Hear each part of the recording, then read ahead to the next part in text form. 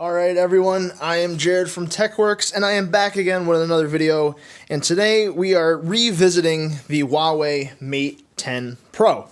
So, again, this is probably a phone you haven't seen much about in the US besides some reviewers and some talk here and there, but Huawei is coming to the US. It was just announced not too long ago, especially with CES upon us, that the Huawei Mate 10 Pro is going to be coming to the US, and what is soon to be known, I believe, that they're going to partner with AT&T to have a carrier deal with them. So, in my opinion, this is going to be kind of a shorter review about this phone, but this phone to me is an equivalent to the Note 8, the Pixel, things of that nature. You know, this is definitely flagship level smartphone right here. And really, everything about it screams flagship. It has a very premium glass back. However, it doesn't have wireless charging. Dual cameras partnered with Leica on top, which is an RGB and monochrome sensor to provide more detailed photographs. Fingerprint sensor on the back. It still has an IR reader on the top to mess with TVs or to control some home appliances. And it came with Android 8 right out of the gate. So, what is there to say about this phone? Well, it's a great one. Again, that's kind of been a theme going on with a lot of my videos. I haven't really had much negative to say about these things, but you know, every year these things keep getting better and better. And Huawei, especially, if you looked back at the Huawei Mate 7, you know, several iterations ago, it was totally a different device. And even now, as you can see with these icons right here, Huawei is a Chinese company, so they had a lot of inspiration from Apple, as well as that was just what their audience in China wanted. That's just what they expected to see. So they have the phones that at the time didn't have an app drawer. You had to always have all your icons laid out in the home screen like an iPhone. The notification list was definitely much different. So they've really evolved into its own thing, right? So what Huawei has on their phone is Emotion UI, which I would call a similar to a TouchWiz or a Samsung Experience sort of thing going on. And why I say that is because when you pull down your notification toggles, you know, they look different. They're definitely not stock Android. They're not the normal stock simple icons. They're different. As well as the icons, the settings menu, all of that is just a little different. It's not bad. This honestly reminds me very much of what Samsung has going on for their devices right now. And that's not a bad thing. Samsung has came a long way. This phone released with their own CPU and GPU combo. They are one of the very few manufacturers that produce their own chips. Samsung, Apple, Huawei, they all produce their own chips. Samsung, you don't see much in the US. You see them in international phones. And Huawei releases their own. And this is a very fast processor. This particular version has 6 gigabytes of RAM, 128 gigabytes of storage. And this is the Graphite Black, I believe, version. And you know, it's just very well put together. It feels very nice. As far as the overall experience, you know, there is some things that I change personally when I use a Huawei phone. For example, they do have it come out of the gate with all your icons on one page. I set it up with the app drawer like so. And a little tip and trick to that, go into your settings, you go down to display. That isn't display. Neither is that. You go to display and you go to home screen style.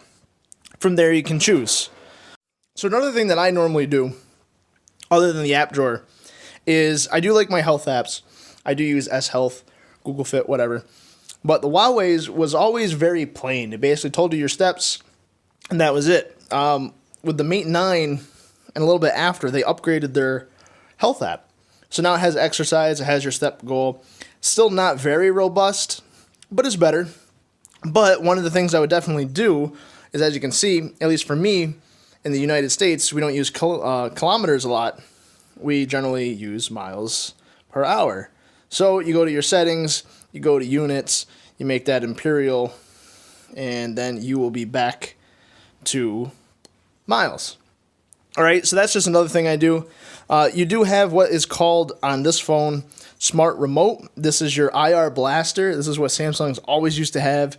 You go through the setup, you can control some appliances, some different sorts of air conditioners, and TVs, of course, most importantly. And again, my favorite bar trick, going into the bar, using your IR blaster, turning the volume all the way up, changing the channel to something ridiculous. Hours of fun. Other than that, you have Theme Manager, so it gives you some basic variations of that. Huawei has what's called Magazine Unlock, meaning every time you lock and unlock the phone, for the most part, you get a different wallpaper. You also have your pedometer right there at the bottom, telling you how many steps you've taken. So really, I mean, it's a very feature-rich phone. If you go to the left swipe, you get your usage for today. So far, I just turned the phone on. It's been on for 1 minute. It'll tell you most frequently used apps, things of that nature. The phone, all in all, is a beast. I used it for a bit. My girlfriend used it for a bit. There is certain things that I would change. One, this is a completely glass phone. I would expect to have wireless charging on it because it's all glass. This was their first real showing with an all-glass design. I would have thought with having as many features as this phone has that they would have loaded up and threw in wireless charging. They didn't. That's all right. This year you did get IP67 ingress protection, so that puts it on the same level as iPhones and Pixels. Not a Note or a Samsung phone quite yet. That's IP68. You did get dual cameras, like their P series had the dual cameras, and I believe their Mate 9 did as well. So that gives you some very nice photos, both in black and white and in color. It does suffer a little bit in low light. It's not as to the level of low light photography as the Pixel is, but I would say this shoots very good photos, as good as the Note. It is rated by DxOMark higher than the Note. Again, take that as you will. This does have the wide aperture, the bokeh effect, which you can tweak and change after you've taken the shot, which is a nice addition versus just having it be one and done. I mean, other than that, there's really not a lot to complain about. It has Android Pay. So Huawei does have a lot of apps that they would use overseas that you really don't get here in the US.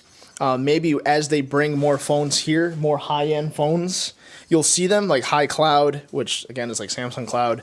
They have Huawei Pay or Hi Pay. I'm not really sure what they call it. But anyway, they have a lot of features similar to what Samsung does with those duplicate app scenarios that aren't quite here in the US. And that's not a huge deal because there's plenty of apps to replace that. So, for example, I use Android Messages, as you can see right there, versus Huawei's own stock Messenger, mostly because their stock Messenger stinks with group messaging. It breaks it apart. It sends them all in different messages. It's just not good. So the old phone, the Mate 9, never played well with Android Messages. It always had a Google Calendar bug, which would decline a bunch of events for you, which if you're important and you end up using your phone a lot for calendar, that really doesn't bode well for you. So they had their fair share of bugs before, but it has gotten better. And again, this ships with Android 8.0 Oreo, so it is ahead of all the Samsung devices, unless you're on the beta. And just as a quick comparison here, as looks for UI is concerned, it almost reminds me a lot of the old style Samsung devices with that black and blue. Now Samsung done this white and blue design, but I mean, they're very similar in the sense that they changed the overall layout of what Android looks like. But really, I'd say Huawei with this Mate 10 Pro, if I didn't have the Note 8, you could get this, and without really the stylus of the Note 8, this has the big display. It doesn't have as curved of the screen on the front. With the Mate 10, it doesn't actually have that display. The Mate 10 is a little bit different. It has a little bit different design as far as the material. It doesn't have waterproofing, and I believe it doesn't have the different display. So, all in all, the Mate 10 Pro is a great device for this year. It is pricey right now. This phone, I believe, came in right around $800, which that's flagship level. That's 100 away from the Pixel 2 XL. That is right in the wheelhouse of the Note. And for people who maybe might not be used to this layout, this style, it might not be for you. But if you don't really care about the stylus, this does give you a lot of great features. Has an IR blaster. It has more storage off the rip. However, there is no expandable memory. It has Huawei Supercharge, which I would say is the closest thing to what OnePlus has with Dash Charge as far as speed. Has a great set of cameras. Has some good speakers. Fingerprint sensor is by far, again, one of the fastest, right up there with OnePlus's fingerprint reader. So this is a phone with very little compromise. Their packaging is great. It comes with a case. It comes with everything you need to get going. It's a great phone. I'm hoping Huawei brings more stuff to the US. It would only put more competition on the likes of Samsung, which I think would be great, seeing that this is a very comparable alternative to the Note. And Huawei also has the P series. This last one was the P10 Plus or P10, which would be a perfect replacement for the S8 pair. So I'm hoping they bring more to the US. I think it would really add a nice diversity, kind of round it out a bit, and maybe knock Samsung off of its pedestal. Anyway, this is my quicker review on the Huawei Mate 10 Pro, mixed in with a couple hints and tricks. It's a great phone. Highly recommend it. Again, it's a very no-compromise sort of device. You get a lot of features. It is still a decent amount of money. So there you have it. So thanks again for watching. Please don't forget to like, share, comment, and subscribe. I will be back with more videos as always. See you later.